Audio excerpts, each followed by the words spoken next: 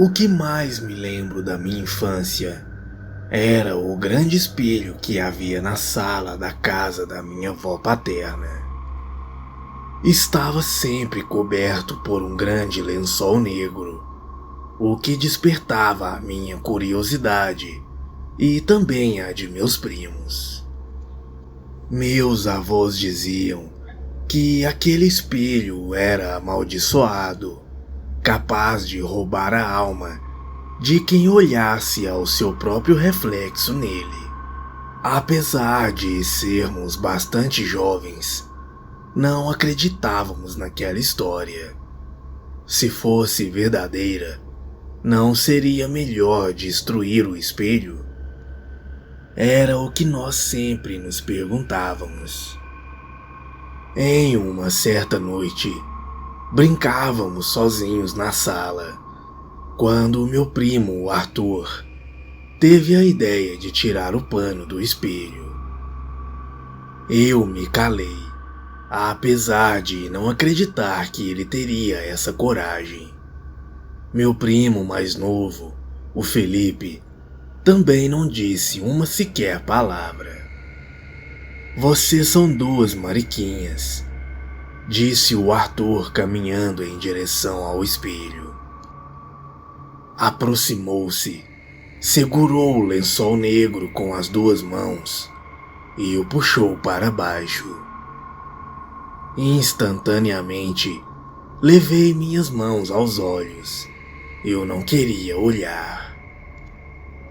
Ouvi um baque surdo e, em seguida, Felipe soltou um grito de desespero.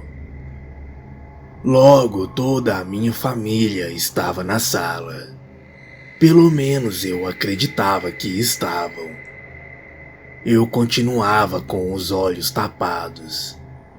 Só tive coragem de olhar quando ouvi a minha avó dizer: "Pode abrir os olhos.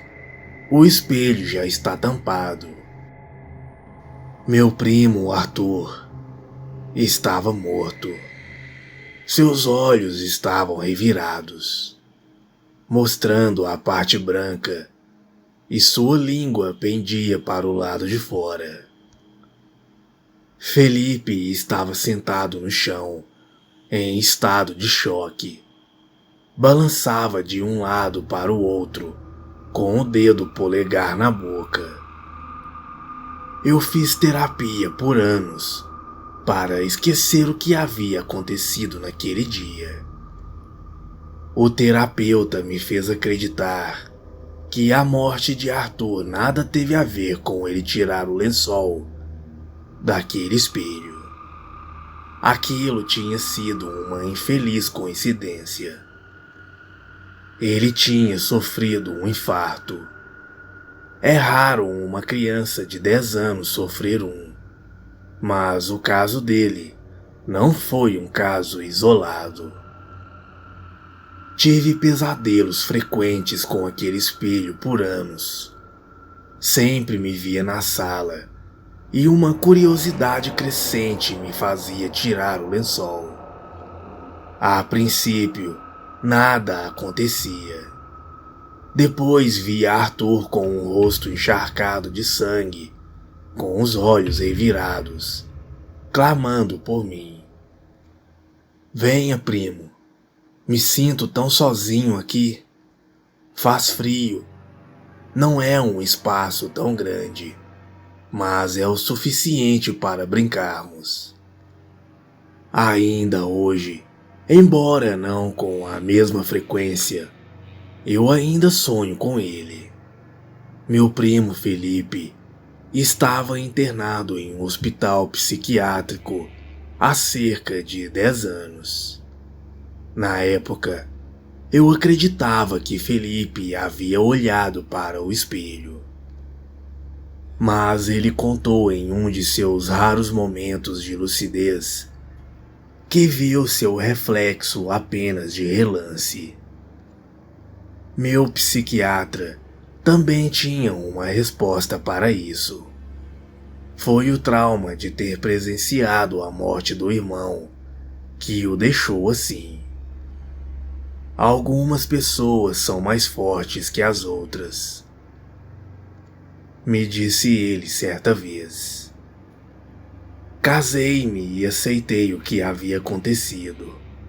Foi obra do acaso.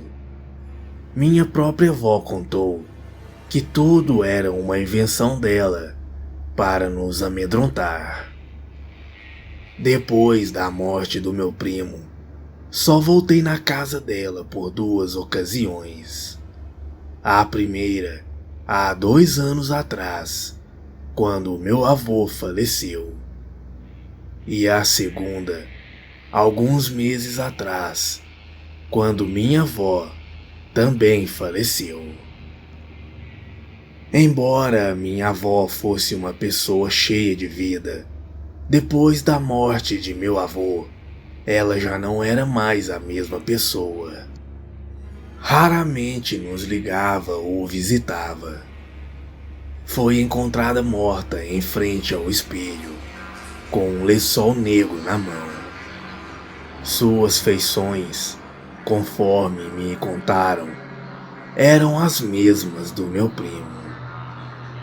Pelo menos uma vez por ano, ainda tenho aquele sonho. Mas agora não são apenas um, e sim 2 pessoas clamando por mim. Com certeza aquelas histórias não eram invenções da minha avó. Até hoje eu não sei o porquê ela mentiu dizendo que tudo o que ela falava era invenção. E pior ainda, o do porquê ela sempre manteve aquele espelho dentro de sua própria casa, se sabia que era um espelho muito perigoso. Ninguém da minha família diz saber alguma coisa daquele espelho. E também não sei se possam estar mentindo, assim como a minha avó. Hoje a casa da minha avó encontra-se totalmente trancada, e ninguém vai lá desde a sua morte. E aquele espelho ainda continua naquela sala, esperando a próxima pessoa que possa tirar o lençol. Boa noite.